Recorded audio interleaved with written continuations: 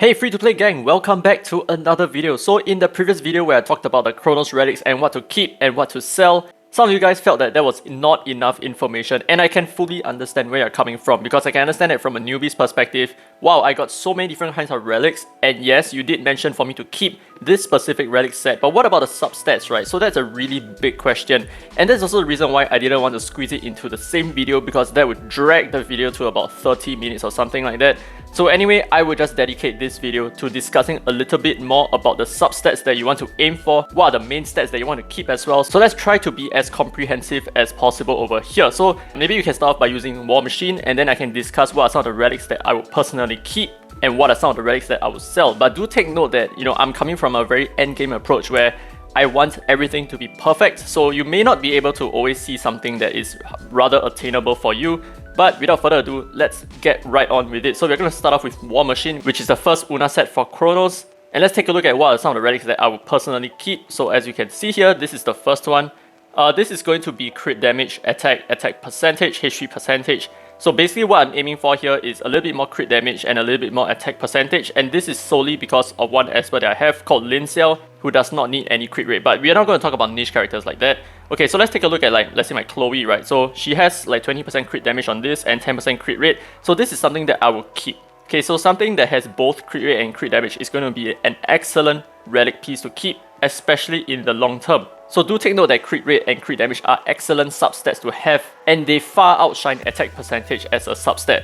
So for example, another example here, that would be my Chalmers. He's using a lot of crit damage without any crit rate because he has crit rate from other relics, so that works as well. And then for example, my Drew, he has attack percentage here, he has crit rate as well. So these are some of the stuff that I am looking for on my first and second slots. Okay, so let's take a look at the third slot here. Or rather, let's take a look at the second slot. This is actually the second slot. Okay, so Drew, he has crit damage as a main. This is something that is very, very important. I think for the second slot, you want to aim for something with crit damage, or maybe if you are starting out, crit rate works better for the start. And some of the substats that are quite important is going to be, of course, crit rate and speed. And as for Chalmers, as you can see, crit damage here, crit rate over here, and attack percentage. And for Chloe, crit damage, crit rate, crit damage, attack. So it's kind of like the same thing, right? Except for if you see Lincel, she has something completely different. So it's just pure crit damage and attack. So that works out very well for her. So some of the other relics that I keep, like I said, is going to be more crit rate. So crit rate can be quite useful for specific situations, and especially if you're a newer player. But let's take a look at slot 4 over here. So for example, my Drew, he's using an attack percentage. I will definitely only keep attack percentage. Okay, do take note that we are talking about War Machine over here. So if you are talking about War Machine, what are we interested in? We are interested in attack percentage. So some of the other relics that may work in place of attack percentage could be HP percentage. Now this is a very special situation where you want to keep HP percentage relics because sometimes you want your DPS espers to be a little bit more tanky to kind of surprise the enemy in point war, so to speak. But HP percentage can be quite useful in some content like Temporal Tower, where your damage is already really maxed out like crazy, so you just want to have a little bit more HP that gives you a little bit better coverage.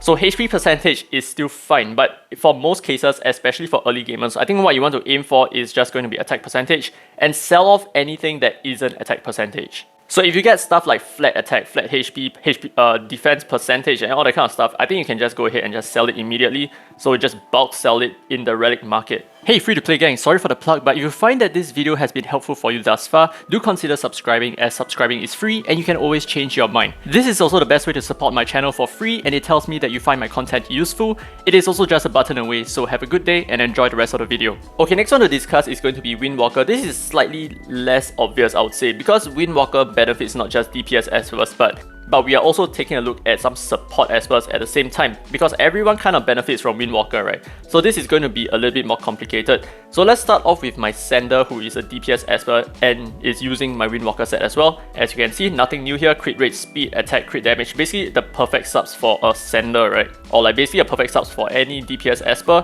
However, if you take a look at my Gabrielle here, this is going to be slightly more different.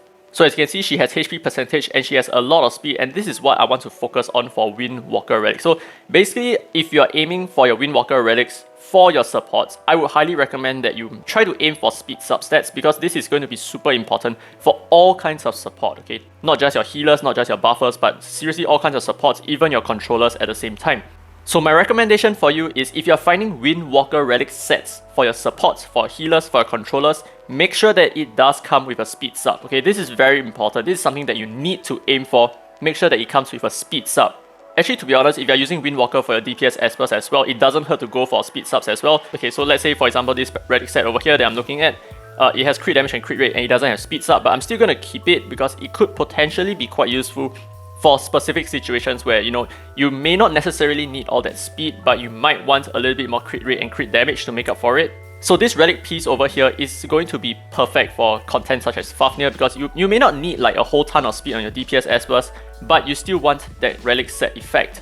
But yeah, as you can see over here, right, general rule of thumb, all my relic pieces have some kind of speed attached to it, right? So speed here, so I think there should be more speed here, right? So generally, yeah, speed across the board. That's very important for Windwalker Relic. So like, for example, for this one, right? So even if it's a flawless relic set, it seems good on paper, right? Because like, whoa, it has 4 mains, it has 4 substats, and it can potentially be upgraded to something really much bigger than, like, let's say an elite relic, for example. But I'm just gonna sell it because it doesn't have speed subs, and it doesn't have some of the subs that I've talked about previously, which is like DPS subs, like crit rate, crit damage, and all that kind of good stuff. It doesn't have any of those, so it's gonna be an instant sell for me. Same as this as well, it's an instant sell. It doesn't matter if it's a flawless, as long as you do not have the subs that you need, I think it's not that relevant anymore. So as you can see over here, I did try to push some of my relics up to +3 or +6 to see whether it goes into something that I need, but unfortunately they did not. But here's the catch, right? So for example, if you do have superior relics, and like let's say for example this one, okay, so this one has some pretty decent subs, right? It has attack percentage, it has crit rate percentage.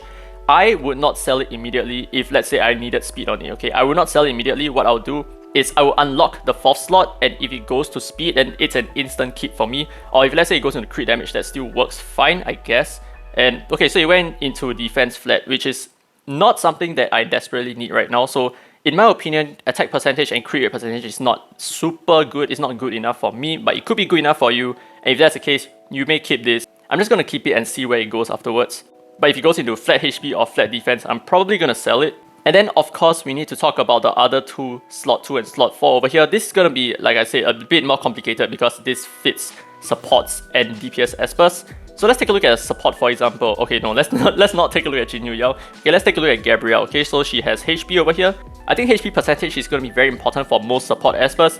However, there are some support espers that do a little bit better with defense percentage instead. So you should go and take a look at your espers max HP and max defense and see which one has like arguably higher ranking as compared to other espers. And usually espers with a little bit more defense and less HP, they would do better with defense percentage over here.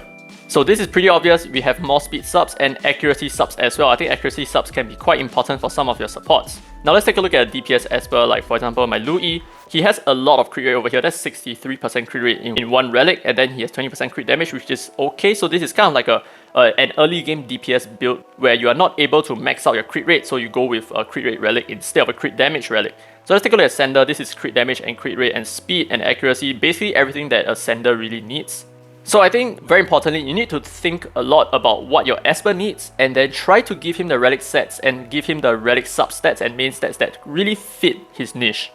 So yeah, generally the relics that I have is all like HP percentage here and HP percentage there on my Baroness. Okay, I think finally let's just take a look at one specific set for your Mui pieces. Okay, so we're going to take a look at Master Growth just because it's like the first on my list. Okay, so as you can see, Master Growth is going to be a little bit more flexible because it gives you HP percentage, but in the early game, you know, you only have Master Growth, you have Stone Vein, and you have Apollo. Basically, your DPS espers have to pick one of these, right? So I would say that Master Growth is probably going to be the better pick in most cases. If not, Apollo can be pretty decent for early gamers as well. So as you can see, this is like a perfect DPS relic, and yeah, another DPS relic over here. And this one is also more towards DPS, but it has a little bit of speed, and that's why my Hengria is using it. I don't even know why my Hengria is using it, but so be it. This is another DPS one. So as you can see, I do not really have a lot of support Master Growth relics over here. And the reason is very simple, because I think most supports benefit not from Kronos Relics, they benefit a lot more from APEP relics, which is something that I'll get into in a separate video. So I think for this video, we are just going to stick to Kronos. So yeah, generally what you want, okay, so this is basically the same as your Windwalker, right? You want your relic for your support or you want your relic for your DPS, and then you pick exactly what you need that way. So this one has like speed on its substat, which is something that I would absolutely keep. And not only that, it is a flawless relic. So it has the potential to go to like, I think 24 speed, is that the maximum? I think it could potentially go to 24. So let's take a look at how this works out to be. Okay, so after 2 upgrades, I initially wanted it to go up to +9. However, it went into some speed and some crit rate, which makes it pretty decent in my opinion. But because it went into crit rate, it's not gonna like give me a whole ton of speed anymore. So it's not gonna be super useful for like, let's say, my support espers. It could still be quite useful for my DPS espers, but to be honest, right, I will need a little bit more than just HP flat and resist percentage. I'll need something more like crit damage. I need something more like attack percentage, or maybe even HP percentage. So I'm just going to hold on to it, and I'm not going to like work on it for now, but maybe we can revisit this into the future, and hopefully it goes into a lot more speed, and then it becomes a really good support esper relic. And we shall end off with the Mui 2 relic. So let's take a look at what we have here. So first one, this is going to be a DPS relic. As you can see, it's an attack percentage relic over here. Oh, by the way, if you did not already know, you can actually see what are the main attributes and sub attributes for this specific slot. By clicking onto the attribute button over here, you can see basically whatever that you can get. And as you can see, it has like good crit rate, it has good speed and good attack percentage. So this is actually not bad. So I decided to keep it even though I don't really use it anymore. I prefer APEC relics for not just my supports but my DPS espers as well. And then following up with that, this is going to be, this works for both DPS and support espers. Okay, so speed as a main and speed as a sub, that's going to be super good for a lot of different espers. So there is already 57 speed over here, which is like, this is quite a big deal. And then HP percentage, that works as well, and defense percentage, this makes for a very good support relic. So I think that's basically it. I think this answers some of your questions, especially some of the guys who were a little bit concerned about how my previous video was not comprehensive enough. I hope this video, while long, gives you a better idea of some of the relics that you want to keep depending on the relic set. So okay, so a quick summary for you guys who are a little bit lost. So for War Machine, it's basically a strictly attack percentage relic set, and therefore naturally you want to have more attack percentage on your like your slot 2, slot 4 and your slot 2 here as well. And for War Machine, what you want to aim for is going to be crit rate on the 2nd slot here and attack percentage on the 4th slot and more attack percentage on the 6th slot, or rather the 2nd slot on Mui as well. And as for Windwalker, which is a little bit more complicated, you can definitely keep either DPS relics or support relics, and that will work out perfectly. So with that said, I guess this is a good time to end the video. I talked for like way too long. I even completed my entire multi-run. But anyway, I hope this was informative for you. If it was, don't forget to leave a thumbs up and subscribe to the channel if you have not already done so. Anyway, this has been Daddy Free to Play, and as always, I will see you in the next video.